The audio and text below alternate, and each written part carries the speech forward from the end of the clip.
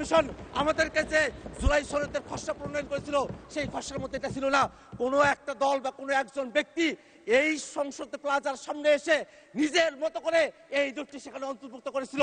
জনগণকে যারা এখানে সংসদে দাঁড়িয়ে মূর্খ সাব্যস্ত করতে চাচ্ছেন তাদের উদ্দেশ্যে আমরা বলি, আপনাদের এই পজিশন গণভোটের পক্ষে হ্যাঁ বলার পরে আজকে গণভোটের বিপক্ষে অবস্থান নেওয়া বিএনপির দলগত মূর্খতা বা সততাকে প্রকাশ করতে মাননীয় স্পিকার। এমন অনেকগুলো সংশোধনী রয়েছে, এমন অনেকগুলো প্রস্তাব রয়েছে, সংস্কার রয়েছে যেগুলো শুধু সংশোধনী দিয়ে সেটাকে টেকসই করা সম্ভব নয় মাননীয় স্পিকার। সে কারণে ঐক্যমত্য কমিশনে আমরা জাতীয় নাগরিক পার্টির পক্ষ থেকে দাবি করেছিলাম গণপরিষদের মাধ্যমে নতুন একটা সংবিধান করতে হবে। সরকার দলের পক্ষ থেকে বলা হয়েছিল সংসদের মাধ্যমে সেটা করতে হবে এবং তারপরে ঐক্যমত্য কমিশনে সকল দল আলাপ আলোচনা 200-র বেশি সার্ভিস ও ফিচারে লেনদেনের সব বিকাশ অ্যাপে সম্ভব। তারপরে সকলে মিলে আমরা সিদ্ধান্ত গ্রহণ করেছিলাম যে গণপরিষদ না, সংসদ না, গাঠনিক ক্ষমতা প্রাপ্ত সংবিধান সংস্কার পরিষদ তার মাধ্যমে এই বিষয়টা সুরাহা করতে হবে। মাননীয় স্পিকার, আপনি সেদিন বলেছিলেন বিরোধী দলীয় নেতার যে প্রস্তাব, সেই প্রস্তাবটার ব্যাপারে আপনি নিজেই বলেছিলেন যে যদি আইন প্রণয়ন সংক্রান্ত কোনো বিষয় হয় তাহলে সেটাকে প্রস্তাব আকারে এখানে উত্থাপন করা যায় না। সেদিন বিরোধী দলের ব্যাপারে আপনি যে কথাটি বলেছিলেন সে কথাটি কেন সরকার দলের ব্যাপারে বলেন নাই, সেটি প্রশ্নে আপনাদের প্রশ্ন রয়েছে মাননীয় স্পিকার। মাননীয় স্পিকার, এই ক্ষেত্রে আমাদের একটা বক্তব্য আছে মাননীয় স্পিকার। বিরোধী দলের নেতা যে প্রস্তাবটি উত্থাপন করেছিলেন সেটা আইন প্রণয়ন সংক্রান্ত কোনো ইস্যুতে ছিল না মাননীয় স্পিকার, কারণ আইন অলরেডি প্রণীত হয়েছে, আদেশ জারি হয়েছে, অধ্যাদেশ জারি হয়েছে, সংবিধান সংস্কার পরিষদের আমরা শপথ গ্রহণ করেছি। আইনের কোনো প্রসঙ্গ এখানে ছিল না, বরং যে আইন হয়েছে সেটাকে বাস্তবায়নের প্রশ্ন এখানে ছিল মাননীয় স্পিকার। আরেকটি কথা মাননীয় স্পিকার আপনাকে বলতে চাই, মাননীয় ডেপুটি স্পিকার এখানে ছিলেন, আর একজন সংসদ সদস্য মুজিবুর রহমান ইকবাল, তিনি একটি মুলতবি প্রস্তাব এখানে উত্থাপন করেছিলেন। সেই মুলতবি প্রস্তাবের ব্যাপারে সিদ্ধান্ত কি সেটা না জানিয়ে পরের প্রস্তাব এখানে দেওয়া হলো মাননীয় স্পিকার, সেই বিষয়টা আপনার কাছে আমরা জানতে চাই মাননীয় স্পিকার। মাননীয় স্পিকার, আমরা একটা কথা খুব স্পষ্ট করে বলতে চাই, মাননীয় সংসদ সদস্য যে প্রস্তাবটি উত্থাপন করেছেন সেখানে তিনি বলেছেন যে জুলাই সনদ রাজনৈতিক সমঝোতার দলিল, সেটা সংবিধান সংশোধন, পরিবর্তন, আইন প্রণয়ন, এই বিষয়গুলোর কথা তিনি সেখানে বলেছেন এবং বলেছেন এটা বাস্তবায়নের পথরেখা কি হতে পারে সেই নিয়ে আজকের এই মুলতবি প্রস্তাব। মাননীয় স্পিকার, আপনার মাধ্যমে আমি তাদেরকে জানিয়ে দিতে চাই যে আজকে যে প্রস্তাবটি তিনি এখানে উত্থাপন করেছেন সেই প্রস্তাবটি উত্থাপন হওয়ার যোগ্য প্রস্তাবই নয় মাননীয় স্পিকার। মাননীয় স্পিকার, আমাদের যারা সরকার দলীয় সংসদ সদস্যরা আছেন তারা যে স্মৃতি বিস্মৃত হয়ে গেছেন সেই বিষয়টা আমাদেরকে কষ্ট দেয় মাননীয় স্পিকার। আমাদের মনে রাখা প্রয়োজন 31শে জুলাই যেদিন ঐক্যমত্য কমিশনে সংস্কারের প্রস্তাবনাগুলো নিয়ে আলোচনা কনক্লুশন হলো, সেই দিনই সেই বৈঠকেই বাস্তবায়নের বিষয় নিয়ে কি আলোচনা হতে পারে সেটা নিয়ে সকল রাজনৈতিক দল আমরা সেখানে প্রস্তাব উত্থাপন করেছিলাম। জুলাই সনদ কিভাবে বাস্তবায়ন করা হবে সেটা নিয়ে সেই ঐক্যমত্য কমিশনে আলোচনা সমাপ্ত হয়েছে। সেই আলোচনার ফলাফল আজকে বিএনপি মানতে চায় না, এই কারণে আজকে বিএনপি ব্যাক স্পেস চেপে তারা পেছনের দিকে তারা ফিরে যেতে চায় মাননীয় স্পিকার। মাননীয় স্পিকার, সংস্কারের বিষয়ের যে ঘোড়া, সেই ঘোড়া অনেক দূরে গিয়ে গেছে, সেই ঘোড়াকে এখন লাগাম পরানোর চেষ্টা করছে সরকার দলীয় সদস্যরা মাননীয় স্পিকার। মাননীয় স্পিকার, সংস্কারের যে পুরো বিষয়বস্তু এখানে জুলাই সনদ, আদেশ, অধ্যাদেশ, গণভোট, সংবিধান সংস্কার পরিষদ, এই 5টা ধাপ রয়েছে মাননীয় স্পিকার। আজকে এখানে যারা সরকার দলীয় সংসদ সদস্যরা আছেন মাননীয় স্পিকার, তারা আদেশের কথা বলেন না, তারা অধ্যাদেশের কথা বলেন না, তারা গণভোটের কথা বলেন না, তারা সংবিধান সংস্কার পরিষদের কথা বলেন না, তারা শুধুমাত্র জুলাই সনদের কথা বলেন। ওই জুলাই সনদ, যেই জুলাই সনদটা শুধুমাত্র তাদের পক্ষে জুলাই সনদ উইথ নোট অফ ডিসেন্ট। মাননীয় স্পিকার, মাননীয় স্পিকার, একটা কথা এখানে স্মরণ করে দেওয়া প্রয়োজন, 17 অক্টোবর জুলাই সনদ এই সংসদ ভবনের বাইরে স্বাক্ষর করা হয়েছিল। তার পূর্বে ঐক্যমত্য কমিশন কর্তৃক আমাদেরকে যে জুলাই সনদের কপিটা দেওয়া হয়েছিল মাননীয় স্পিকার, এই জুলাই সনদের কপির মধ্যে আপনি কোনো পয়েন্টে দেখবেন না সেখানে কোনো নোট উল্লেখ আছে মাননীয় স্পিকার। কিন্তু আমাদের সরকার দলের মাননীয় স্বরাষ্ট্রমন্ত্রী এবং মাননীয় আইনমন্ত্রী তারা বারংবার একটা নোটের কথা উল্লেখ করেন, সেই নোটটা হচ্ছে অবশ্য কোন রাজনৈতিক দল বা জোট তাদের নির্বাচনী ইশতেহারে উল্লেখপূর্বক যদি জনগণের ম্যান্ডেট লাভ করে তাহলে তারা সেই মতো ব্যবস্থা গ্রহণ করতে পারবে। এই যে নোটের বিষয়বস্তুটি জুলাই সনদের মধ্যে অন্তর্ভুক্ত করা হয়েছে মাননীয় স্পিকার, এই বিষয় নিয়ে ঐক্যমত্য কমিশনে কোনো আলোচনা হয় নাই। ঐক্যমত্য কমিশন আমাদেরকে যে জুলাই সনদের খসড়া প্রণয়ন করেছিল সেই খসড়ার মধ্যে এটা ছিল না।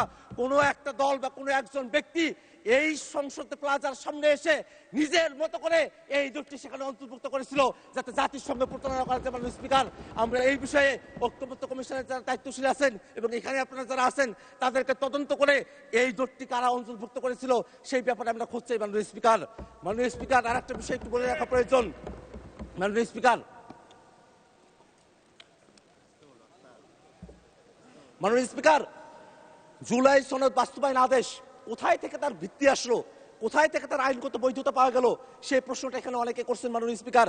কিন্তু জুলাই সনদ আদেশটা তারা যদি পড়তেন, সেই জুলাই সনদ আদেশের একেবারে প্রিয়েম্বলের মধ্যে বলা আছে জনগণের সার্বভৌম ক্ষমতা এবং অভিপ্রায়ের বহিঃপ্রকাশ হিসাবে এই জুলাই সনদের যে আদেশ, সেই আদেশটা জারি করা হয়েছিল। মাননীয় স্পিকার, যারা জনগণকে এই কথা বলছে যে জনগণ গণভোটের এতগুলো বিষয় তারা কি পড়ে, জুলাই সনদ এতগুলো বিষয় পড়ে তারা কি ভোট দিয়েছেন, জনগণকে যারা এখানে সংসদে দাঁড়িয়ে মূর্খ সাব্যস্ত করতে চাচ্ছেন তাদের উদ্দেশ্যে আমরা বলি, আপনাদের এই পজিশন গণভোটের পক্ষে হ্যাঁ বলার পরে আজকে গণভোটের বিপক্ষে অবস্থান নেওয়া বিএনপির দলগত মূর্খতা বা সততাকে প্রকাশ করতে। মাননীয় স্পিকার, আমরা এই কথাটা আপনার মাধ্যমে তাদের কাছে জানিয়ে দিতে চাই।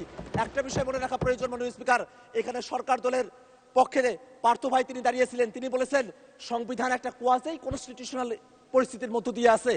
সরকারি দলের একজন এমপি যখন কোয়াজি কনস্টিটিউশনাল কথা বলেন, অর্থাৎ খণ্ডিত সংবিধানের কথা বলেন, তখন কিন্তু আমাদের যুক্তিই বেশি সাব্যস্ত হয় মাননীয় স্পিকার, কারণ তারা বারংবার সংবিধানের পরিপূর্ণ বাস্তবায়নের কথা বলছেন। কিন্তু আমরা বলছি এটাই বাস্তবতা যে বাংলাদেশ 5 আগস্টের পরে একটা এক্সেপশনাল অবস্থার মধ্য দিয়ে আমাদেরকে যেতে হয়েছে। মাননীয় স্পিকার, আমরা কনস্টিটিউশন পুরাটা মানতেও পারি নাই, পুরাটা ছাড়তেও পারি নাই, এমন একটা পরিস্থিতিতে আমাদেরকে আসতে হয়েছিল। মাননীয় স্পিকার, মাননীয় স্পিকার, সেই সময়টাতে খালেদা জিয়া, বেগম খালেদা জিয়াকে মুক্তি দেওয়া হলো, সেটা কোনো সংবিধানের ভিত্তিতে হয় নাই, কোনো আইনের ভিত্তিতে হয় নাই, সেটা জনগণের অভিপ্রায়ের ভিত্তিতে হয়েছিল।